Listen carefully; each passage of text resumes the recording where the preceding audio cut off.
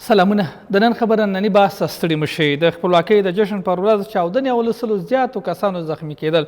د نن خبره په ننني بحث کې په دې غږیږو چې ولې زموږ د ملي ورځو په لمانځنې او په لمانځونکو د ملي لمانځلو پر مهال چاودنې کېږي، بریدونه کېږي. د دغه چاودنو دغه بریدونو نه موخه څه ده؟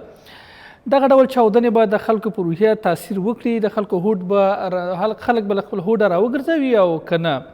د نن خبره په بحث کې پر همدې غږیږو. دغه دوه ښاغلي راسره مېلمانه دي. د پوهنتون استاد او د سیاسي مسایلو شنونکی ښاغلی بلال بدلون صاحب، لیکوال ژورنالیست او د چارو شنونکی ښاغلی سید معروف سادات صاحب. زه شکرالله پاڅون یم.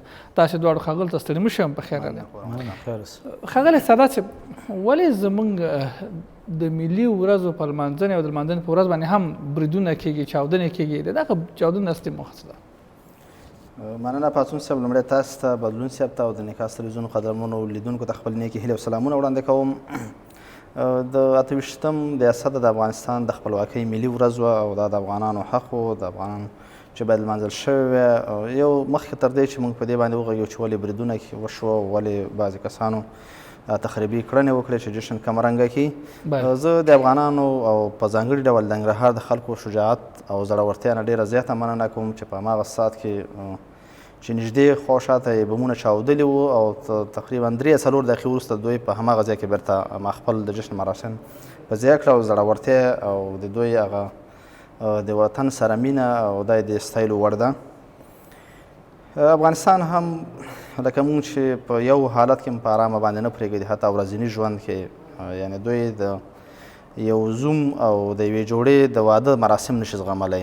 نو په دغه ډول ملي مراسم او لوی مراسم او دا خامخا دوی دپاره یو هدف وي او دوی غواړي چې د افغانستان د خپلواکۍ هغه 30مه کلیزه شوه دغه جشن کمرنګه کړي. خو د افغانانو زړورتیا او د خلکو کلک عزم او د وطن سره د مینې او د ځوانانو هغه اخلاص د وطن سره دا وښودله چې که هر ډول پیښې وشي، که هر ډول بریدونه وشي، نه د دوی خپل هدف د لاسه نه ورکوي او په دغسې ملي ورځو کې نور هغه وخت نه دی چې دوی په مختلفو بهانو باندې داسې د ملي مراسمو نه او د دوی هغه مینه چې د وطن سره په زړه کې ده، د هېواد سره په زړه کې ده او د هېواد د خپلواکۍ سره په زړه کې ده، هغه له منځه یوسي. خو ځینې لاملونه شته، ځینې کړۍ شته، ځینې هېوادونه شته دی چې تر دې بریدونو شا موخه دا وه چې د خپلواکۍ جشن کمرنګه کې هغه بېګناه کسان، ځوانان، ماشومان چې هغه خپل ملي استقلال یې لمانځه چې دا دوی مسلم حق و، چې په دې ورځ باندې هم دوی په قراره پرې نه دي او دوی یو ډول نه یو ډول وګواښي او تهدید یې کوي او دغه مراسم کمرنګه کوي. خو بیا هم لکه څنګه چې مو تاسو ولیدل مراسم کمرنګه نه شوه، په ښه په جوش او خروش سره ولمانځل شول. بلې تاسو د کابل د پیښې یادونه وکړه چې د یوې جوړې د واده مراسم هم نشي زغملی او بیا د جشن سره تړاو ورکړه. آیا د کابل پیښه هم مستقیما موږ د دغه جشن سره تړلی شو؟ ګورئ، په یو ډول باندې خو ځکه چې د خپلواکۍ په شپه باندې د دغه ډول وحشتناکه برید ترسره کول، د بېګناه ملکي وګړو وژنه او زخمي کول او بیا د واده په مراسمو باندې برید کول، زه فکر کوم چې دا په هیڅ ډول نه په دین کې شته، نه په اسلام کې شته دی او نه په هیڅ ډول دود کې شته دی. نو دوی هدف یوازې او دا و چې په نورو ځایانو کې کیدای شي دوی ته امکانات نه وي برابر شوي، نو دوی له دغه یو موقع نه استفاده وکړه او دغه ویې غوښتل چې د افغانستان په لوړه کچه د ملکي کسانو په وژنې سره دوی د جشن مراسم او هغه تابعه او تیاریانې چې ورته نیول شوي وي، د دې تر څنګ چې هغه ماړۍ په د دارالامانو قصر چې بیا رغول شوي د هغې پرانیستې مراسم هم ترسره شي، هلته په دا ورځ په ډېره ملي مراسم او لوی مراسمو سره ولمانځل شي. غوښتل چې دغه ډول یو ډول کمرنګه کړي. خو هغه څنګه چې پلان شوي وو په رښتیا هم هغسې په همه ورځ باندې هغه د ماړۍ افتتاح وځنډول شوه. په هغې کې مختلف جشنونه چې پلان شوي وو هغه هم ترسره نه شوه. بله، یعنې هغه چا چې برید پلان کړی او خپل موخې ته ورسېدل، نو ځکه چې دوی هدف دا و که د خپلواکۍ جشن باید هغسې په جوش و خروش سره چې څنګه چې حکومتي تابع ورسره نیول شوي دي ونه نمانځل شو یا باید ونه نمانځل شي. که هغه د ملکیانو د ژوند په اخیستو هم کېږي، د واده په مراسمو په برید سره هم کېږي، باید دوی دا کار کړی و.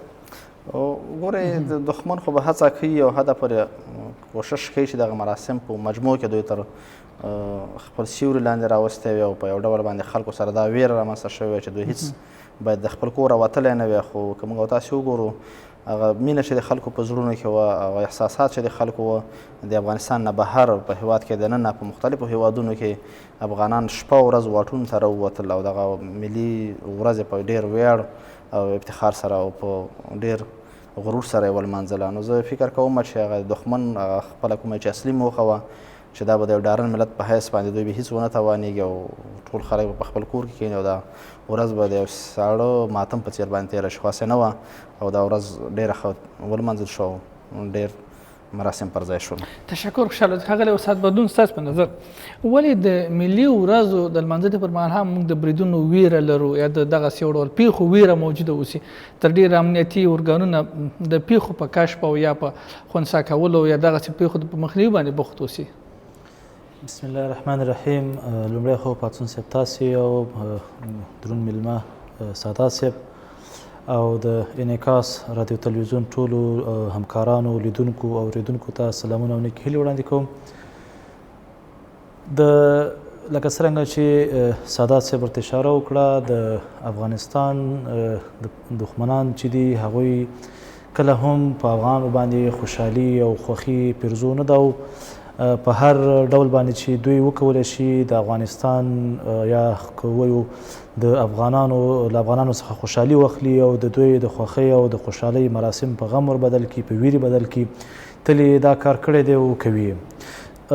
د افغانستان دښمنان چې دي هغه په حقیقت کې لکه سادات صاحب چې ورته اشاره وکړه، هغوی هیڅ مذهب هیڅ ارزښتونو ته ژمن نه دي او هغه که اسلام وښیو، که هغه ولو بشریت وښیو، انسانیت وښیو، حتی هیڅ ارزښت ته ژمن نه دي. لکه موږ تاسې ولیدل چې په کابل کې حتی د واده په مراسمو باندې چاودنه وشوه چې په هغې کې بېګناه انسانان ووژل شول. هغې کې ماشومان، زنانه یا نارینه، ټول هغه خلک وو چې ښکاره خبره ده چې بېګناه وو او ملکي خلک وو، په هیڅ ډول د دولتي چارو یا په نورو مسایلو کې دخیل نه و. خو هغه د په هغې باندې هم دښمن رحم ونه کړي او هغه یې په ډېر بېرحمۍ باندې ووژل. حتی موږ تاسې پخوا د رسنۍ کې د هغې عکسونه ولیدل چې کوچنیان پکې ووژل شوي وو یا نور. نو کله چې د افغانستان دښمنان دغسې یوه طبقه خلک واوسي، نو ښکاره خبره ده چې دا د افغانستان د دولت مسؤلیت جوړیږي چې تر څو د ټولو مراسمو او یا په عادي حالاتو کې کلک امنیتي تدابیر ونیسي او کله چې په ځانګړې توګه مراسم په نظر کې نیول کیږي د هغې دپاره باید ډېر کار وکړي چې په دې برخه کې لکه د جلال آباد او د ننګرهار په شاوخوا سیمو کې واقعا د امنیتي ځواکونو دغه تدابیر او دغه هڅې چې سرته رسولې وي هغه قابل د قدر وي. خو له دې سره بیا هم ولیدل شول چې ځینې پیښې سرته ورسېدلې. خو ښکاره خبره ده چې د افغانستان دښمنان تل چریکي عملیات کوي او عملیات یې کړي دي او د داسې امکاناتو او وسایلو نه استفاده کوي چې هغه ډېر لکه داسې نه دي چې د مخامخ یا د مقابلې کولو توان ولري. نو هماغه امکان لري چې دوی له وړاندې مواد ځای په ځای کړي اوسي یا انتقال کړي اوسي او په هغه وخت نه استفاده وکړي. نو دلته د دغې موضوعاتو ته په پاملرنه دا د دولت مسؤلیت دی چې تر څو کله چې مراسم په نظر کې نیول شوي وي د هغې دپاره ځانګړي تدابیر ونیسي. ځکه چې په واده کې، په مسجد کې، په جنازه کې، په هدیره کې، په یو ځای کې لکه خوندي نه یو. هلته موږ تاسې ولیدل چې بدبختانه چاودنې وشوې، یو انسانان وژل شو. نو کله چې بیا داسې مراسم وي نو ښکاره خبره چې د افغانستان کورني او بهرني دښمنان دا ورته د منلو وړ نه ده او تل به کوشش کوي چې دا خوشحالي د افغانان څخه واخلي او بلکې په غم او په ویرې ورته بدل کړي. د ټولو طبقاتو سره موږ باید دښمن څه ډول تعریفولی شو؟ دښمن خو ښکاره خبره ده چې موږ او تاسې لکه کله چې د دښمنۍ خبره کوو یا که په خپله د دښمن کلمه واورو بیا ذهن کې خپله د هغې هغه تصور لکه کوو چې دښمن یعنې څوک لیدل کېږي، هغه څوک چې له تا سره د یو موضوع په سر اختلاف لري او نه پرېږدي چې هغه کوم څه چې تا سره موجود دي هغه تا سره پاتې شي. هغه که شتمني وي، که هغه عزت وي، که هغه حیثیت وي، که هغه شخصیت وي، که هغه هر هغه څه وي چې ته لري مقابل لوري هغه په تا باندې پیرزونی وي او د هغې له اخیستلو تا څخه کوشش کوي دې ته موږ دښمن وایو.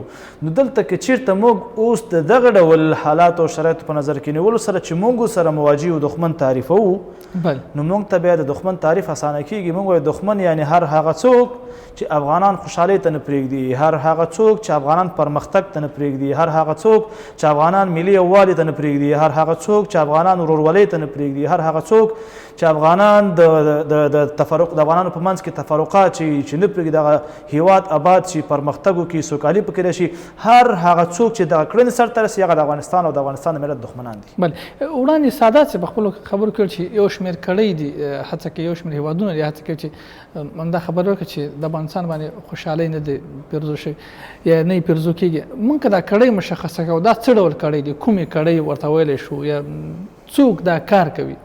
زه فکر کوم تر ډېره حده پورې دا موضوع واضحه ده، روښانه ده. هر هغه څوک چې هغه د افغانستان دښمنان حمایه کوي، هر هغه څوک چې د افغانستان د دښمنانو ته په خپله غېږ کې ځای ورکوي، هغوی ته امکانات ورکوي، د هغوی ته لکه په مختلف لحاظونو باندې، که هغه په اقتصادي لحاظ باندې دی، که هغه په صحي لحاظ باندې دی، که هغه د پناه ورکولو په لحاظ دی، که هغه د ټریننګونو په لحاظ دی، که هغه د فوځي لحاظونو باندې دی، چې د هغوی ملاتړ کوي، همدغه هغه کړۍ دي چې د افغانستان دښمنان ګڼل کېدلی شي. نو موږ تاسې ګورو چې نن ورځ په افغانستان کې جګړه چا روانه کړې ده، له کوم ځای نه حمایه کېږي، هغه کړۍ دي چې افغانستان کې دغه ډول پیښې سرته رسوي او په افغانستان دښمنان حسابېدلی شي او دا هماغه کړۍ ګڼل کېدی شي.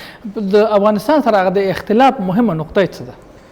زه فکر کوم چې تر ډېره حده پورې د ځینې کړۍ یا ځینې هیوادونه له دې څخه تشویش لري که چیرته په افغانستان کې قانونمند او واکمن نظام رامنځته شي، نو د دغې قانونمند او واکمن نظام په رامنځته کېدو سره به افغانستان دا توانایي پیدا کړي چې د خپلو منابعو څخه به د خپل هیواد د خودکفایۍ او پرمختګ لپاره کار واخلي.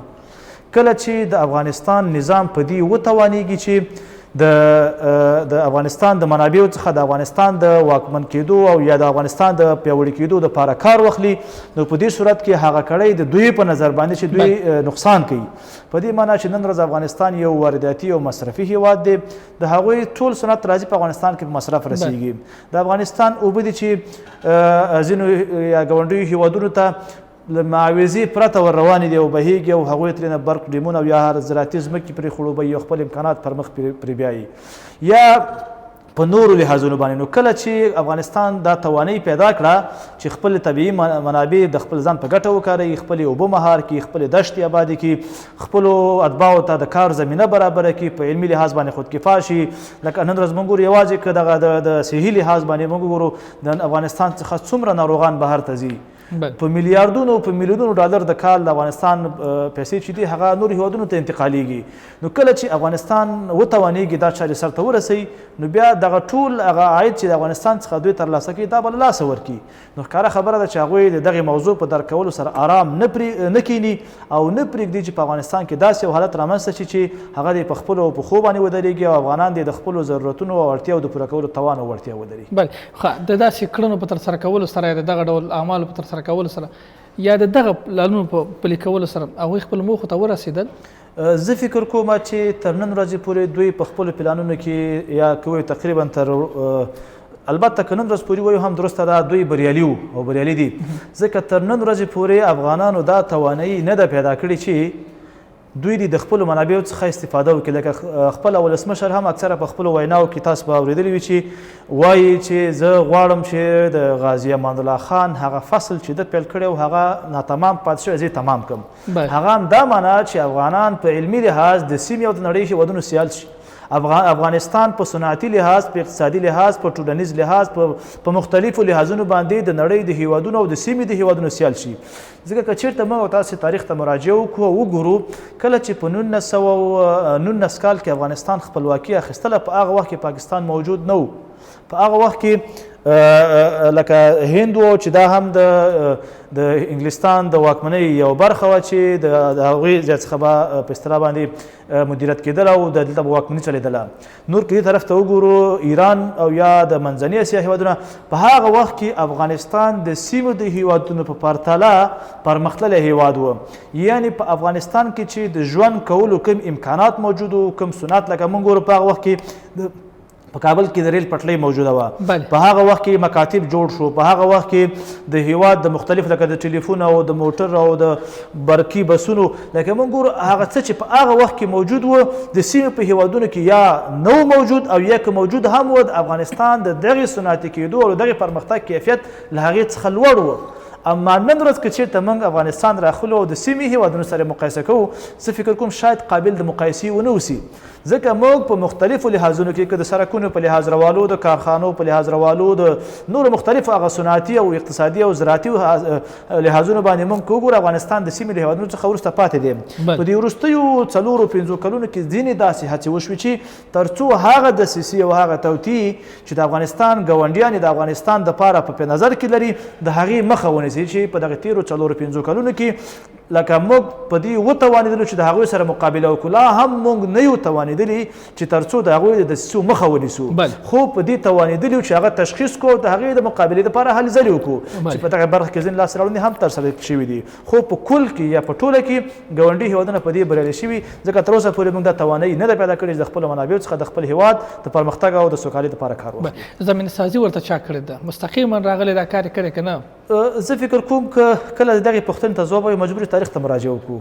که ولیدل شي په هغه وخت کې ځینې تېروتنې وشوې، تېروتنې په دې معنا باندې چې د بهرنیو مداخلې هم موجودې وي او په داخل کې هم ځینې تېروتنې وشوې. لومړی خپله غازي امان الله خان کله چې په افغانستان کې اصلاحات رامنځته کول او د اصلاحاتو دپاره یې لکه کارونه پر مخ باندې بول او پلانونه جوړ کړه، زه فکر کوم زما په نظر باندې په هغه وخت کې لږه عجله وشوه، لږ د ملت احساساتو ته پاملرنه ونه شوه او په دې برخه کې چې باید شوی وي لکه دا یو کار شوی او هغه ونه شو. هغه دا چې تر څو د ملت هغه ذهنیت سازي کړی وي، عامه پوهاوی کړی وي چې موږ دغه چارې څه دپاره کوو، ولې کوو، څه کول غواړو، اسلام څه کول غواړو. یا لکه خپله چې نن ورځ هم اکثره خلک په دې باندې نیوکه کوي چې د غازي امان الله خان میرمن ملکه سوریا هغه له ده سره لاړه او په دې شکل دا خو هغه څه دي چې د افغاني کلتور او په مذهبي لحاظ باندې دا زموږ د ارزښتونو سره لکه ډېره برابره نه وه. یا لکه ځینې پروګرامونه مکاتب یا د ښځینو محصلینو لیږل بهر ته، یعنې دا هغه څه و چې په هغه وخت کې د افغانانو ذهنیت دې ته لکه برابر نه و.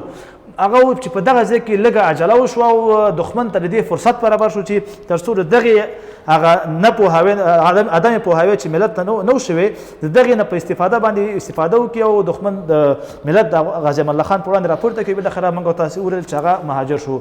دغې نه وروسته بیا هغه ډېر تاریخي بهیر ته به نه داخلیږم، بیا په دویم قدم کې کله چې سردار محمد داود خان په واکمنۍ کې و، هغه هم لکه د ولسمشر محمد اشرف غني په څېر غوښتل چې افغانستان په یو صنعتي لحاظ په یو صنعتي هېواد بدل شي، هغه په یو خپلواک په حقیقي معنا خپلواک هېواد باندې شي، په داسې نه چې فقط یوازې په نوم باندې خپلواکي، په حقیقي معنا باندې. نو هماغه چې هغه هم په دغه برخه کې پروګرامونه په لاره واچول، روسیې سره اړیکې، د امریکا سره اړیکې، د اسلامي نړۍ سره او حتی د پاکستان سره، ټول هغه اختلافات هغه موضوعات چې موجود و د ایران سره د هغې د حل په اړه اقداماتو کې. خو ولیدل شو چې دلته بیا داخلي نو بیا په داخل کې ځینو کړی و چې د بهر سره په رابطه کې و، هغه په داود خان باندې کودتا وکړه او دې ته زمینه برابر کړه تر څو په افغانستان ته بیا داسې یو څوک راشي چې په افغانستان کې د جهاد غږ پورته شي د هغې په وړاندې باندې. هماغه چې شورویان راغله افغانستان ته، په شورویانو یرغلو کې دلته ګاونډي هېوادونو ته بیا فرصت په لاس ورغی چې په افغانستان ته شورویان راغلي او باید جهاد وشي. نو موږ ګورو چې په دغې زمینه سازۍ کې هم ځینې داخلي تېروتنې موجودې دي او هم د بهرنیو لاسوهنې او مداخلې موجودې دي چې تر نن ورځې پورې همدغه پروسه ادامه لري. خوشحاله تشکر. ښاغلی سعادت صاحب، چې نن په افغانستان کې د دومره بدبختي ووسي چې بالاخره ملي ورځ څوک نه پرېږدي، په ملي ورځو کې مرسته چاودنې کوي یا تا خوشحالۍ ته نه پرېږدي، دغې بدبختي هغه اصلي لاملونه بیانوو څه دي؟ مننه پاڅون صاحب. ګورئ که موږ تاسې وګورو د تاریخ بیا لکه استاد چې ویلي باید تاریخ ته مراجعه وکړو. په ځینې مختلف لاملونه دي چې هغه د دې لامل شوي چې موږ او تاسې نن یووالی نه لرو، اتفاق نه لرو، پوهه نه لرو، علمیت نه لرو، چې هغه ډېره حده پورې دغه تېرې 40 کلنې 10 کلنې 3 لسیزې جګړه وه چې په افغانستان کې موږ د ټولو ډېرو بدمختیو او د غمیزو لامل همدا و. که چیرې افغانان سره په اتفاق وی په یو ټغر سره راټول شوي وی جنګ جګړې نه وی شوې، متاسفانه چې د بهرنیو لاسوهنو په افغانستان کې ټول افغانان سره وویشل. تقریبا موږ په یوه هیواد کې 7 یا 10 تنظیمونه درلودل چې بالاخره وروسته دوی په جنګي ډلو باندې واوښتل، او بیا جنګي ډلې بیا داسې چې په هر ولایت او هر ولسوالۍ کې 10 او 40 جنګي ډلې جوړې شو. یعنې د افغانستان هغه که مادي څه یې درلودل او معنوي څه درلودل هر څه موږ د لاسه ورکړل. د علم نه او تعلیم نه بې برخې پاتې شو، د صنعت نه بې برخې پاتې شو. د نړۍ د هغه کاروان چې د نړۍ د پرمختګ کاروان و په تقریبا د 19مه پیړۍ چې د ټولې نړۍ د پرمختګ پیړۍ وه، موږ په دې پیړۍ کې پرمختګ ونه کړ بلکې شاتګ هم وکړ. نو هغه د نړۍ د عصر د ټکنالوژۍ عصر چې و په هغې کې هم موږ په جنګ جګړو کې اخته وو، په بالاخره په موږ د نړۍ د کاروان نه ډېر وروسته پاتې شوي وو. په دې کې عوامل مختلف و چې یو له ټول مختلفو عواملو نه یو دا و چې د افغانستان مهم ستراتیژیک موقعیت دی چې د نړۍ ابرقدرتونه تل هڅه کوي چې په دغه ځای کې د حاکمیت یوه نقطه چې د اسیا دپاره وي او په دې باندې حاکمیت ولري. د تر څنګ بهرنۍ مداخلې وي چې د هغې هم همدغه لامل د افغانستان د موقعیت و. وروسته د ګاونډیو هېوادونو زیاتره لاسوهنې وې چې هغوی غوښتل چې د افغانستان په منابعو باندې کنټرول ولري، د افغانستان په سیاست باندې کنټرول ولري. په خپله د افغانانو بې اتفاقي وه، د تعلیم د کچې ټیټوالی وه، مختلف هغه ټول لاملونه سره یو ځای شو چې موږ او تاسې ډېر وروسته پاتې شو. متاسفانه چې تر اوسه چې نړۍ په 19مه پیړۍ کې څومره پرمختګ وکړي نو هغومره موږ شاتګ کړی دی. خو اوس چې نسبتا په دغه څو کلونو کې لږ فرصتونه افغانانو لپاره پیدا شوي دي، د افغانستان څو مسلو ته باید ډېره زیاته مهمه پاملرنه باید ورته وشي.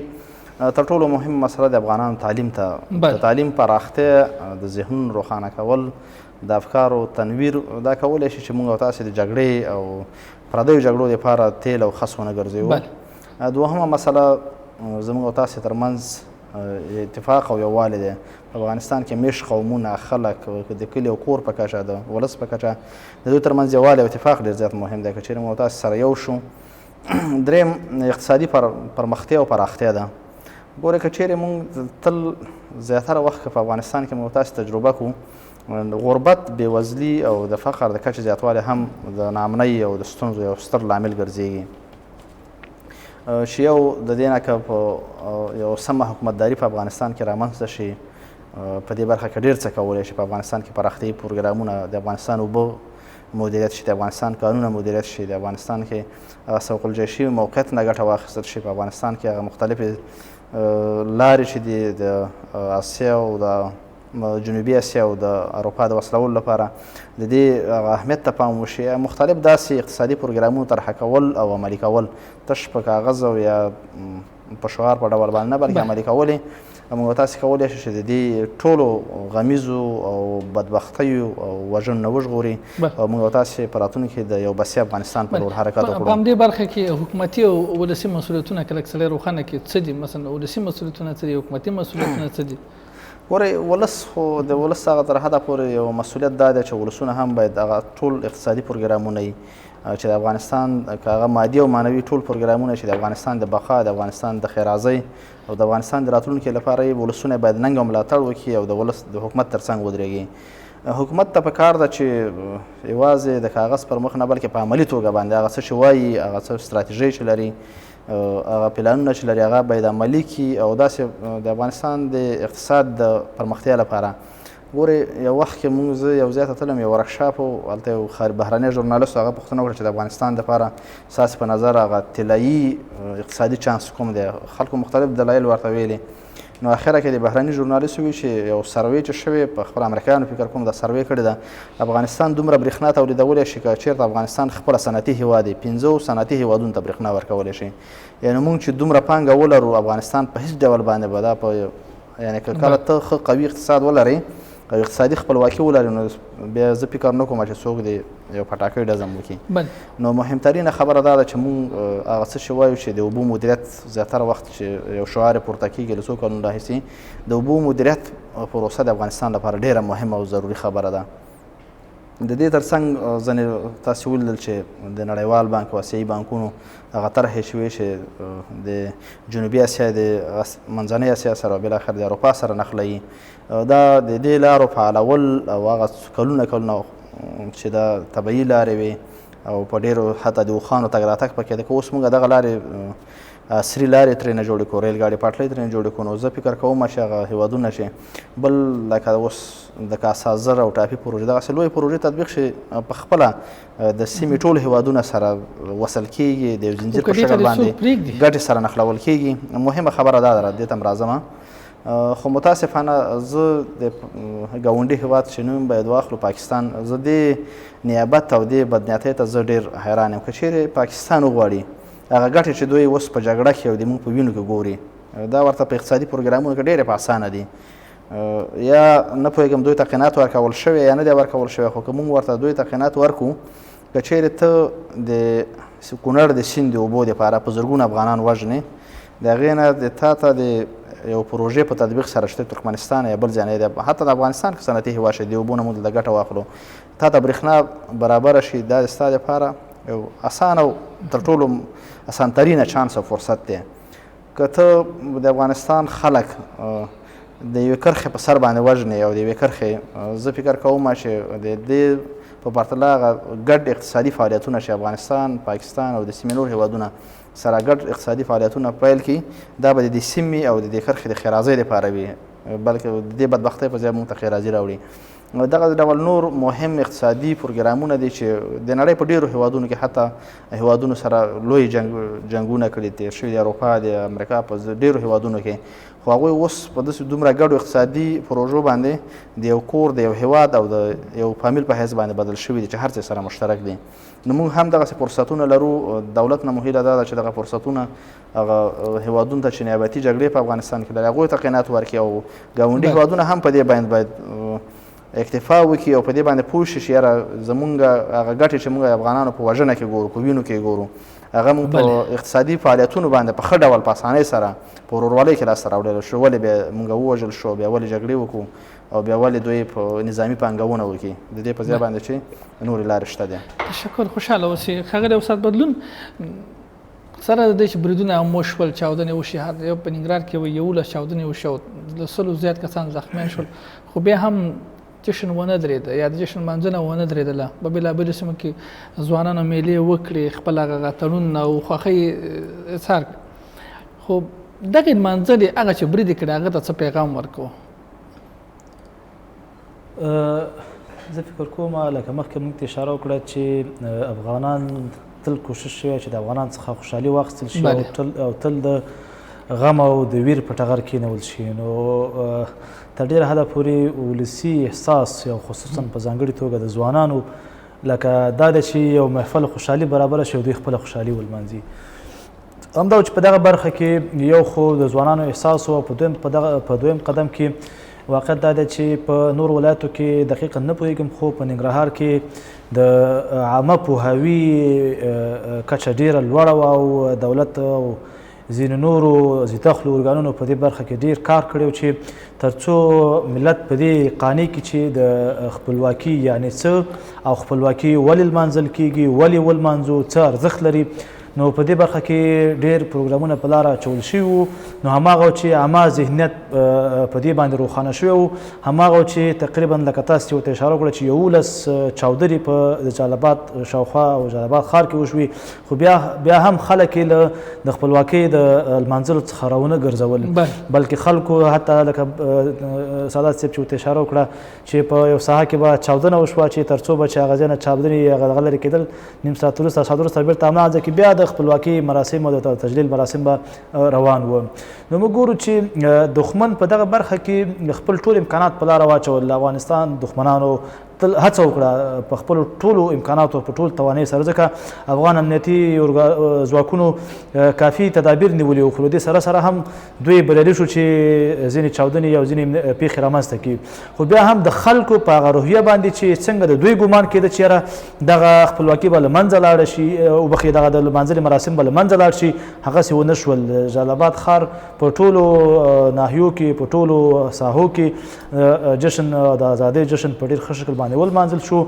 ښکاره خبره ده چې دا د افغانستان دښمنانو ته هغه څوک چې په افغانانو باندې خوشحالي نه پېرزو کېږي دا ښکاره پیغام ورکوي ورته چې افغانان نور هغه افغانان نه دي چې د پردیو دسیسو او توطیو هغې ته تسلیم شي او د خپل هغه مسیر او د هغه مسیر څخه چې هغه د افغانستان د ملي ګټو یا دوی د ارزښتونو د لاسته راوړلو او د هغې ته رسېدلو په لار کې دوی سره مرسته کوي، له هغې نه راوګرځي. که په هر قیمت باندې دوی به خپل ارزښتونه پالي، هغې دپاره به قرباني ورکوي او د هغې دپاره به هلې ځلې کوي. بله دا څه ته چې ګورو موږ څه ډول یو ملت یو په داسې سره چې وژل کېږو، قتل کېږو، خوشخواښي رانه اخلي او بیا هم دا هېڅ په موږ تاثیر نه کوي. یو شی خو پاڅون صاحب موږ تاسو ټول د شاهد یو تقریبا اوسنی نسل په نړۍ کې چې کومه سر شوې ده هغه همدا ده چې افغانستان یو له هغو هیوادونو څخه دی چې د نفوس زیاته برخه یې ځوانان تشکیلوي او ځوانان معمولا هغه کسان چې د 40 کلونو عمر کم وي. نو د 40 کلونو عمر کم خلک چې دا ټول په جنګ او جګړو په دې کې رالوی شوي دي، نو معمولا دغه وژنې او قتل قتال او جګړې دا زه فکر کوم چې د افغانانو د ژوند د ټولو د سترګو لیدلې مشاهدات دي، لیدلي دي او دا د ژوند یو عادي بهیر دی. نو کله چې دا د چا د ژوند یو عادي حالت یو عادي صحنه نو په دې صورت کې ښکاره خبره ده دا په دې باندې ډېر نه متاثره کېږي. کني موږ تاسو ګورو په لویدیځه نړۍ کې یو کوچنۍ پیښه وشي یا یو څوک نشی یو راشي یو څوک کس ووژني یا یو بله پیښه وشي، حتی څومره تاثیر کې څو ورځو پورې زموږ یو ملګری هغه کیسه کوله و چې کله په دغه کې په سویډن کې کوم ځای کې مسلمانانو په مسجد باندې چې برید وشو نو بیا په امریکا کې هلته تر ډېر وخته پورې هغه پولیس به راتله، موږ سره به یې خواخوږي کوله او موږ ته به ویل تاسو جمعې لمونځ کوئ، موږ ستاسې امنیت نیسو. موږ په دې پوهېږو چې تاسو ته څه مشکل نشته دی، خو د دې په خاطر تاسو سره همدردي وشي او تاسو ته سکون راشي موږ ستاسې امنیت نیسو. دا ولې چې ځکه دغسې پیښې هلته نه دي شوي، هغوی یو دې سره عادي نه دي.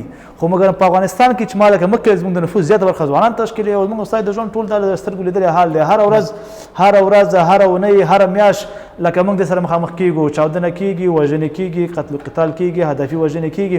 نو دا زموږ ستاسې د سترګو لیدلی حال دی. نو دغسې پیښې زه فکر کوم چې نور د افغانانو په ژوند کې عادي دي او نور افغانان پوه شوي دي چې باید څه وکړي. نو که د هغې په لار کې ورته هر ډول خنډونه راایجادېږي زه باور یم چې انشاءالله نور به افغانان په هغې باندې دغه به د دې معنی ونه ګرځي چې افغانان د خپل مسیر څخه راوګرځي. تشکر، خوشحاله اوسئ. له تاسې دواړو ښاغلو لیکوال ژورنالیست او د چارو شنونکی ښاغلی سید معروف سعادت صاحب او همدارنګه د پوهنتون استاد او د چارو شنونکی ښاغلی بلال بدلون صاحب، له دواړو ښاغلیو ونړئ مننه کور مو آباد چې راغلی په دغه بحث کې مو ګډون وکړ. تشکر، خوشحاله اوسئ. د انعکاس راډیو ټلویزیون قدرمنو لیدونکو خوږو اورېدونکو نننی بحث همدلته پای ته رسېږي. الله مو مل شه.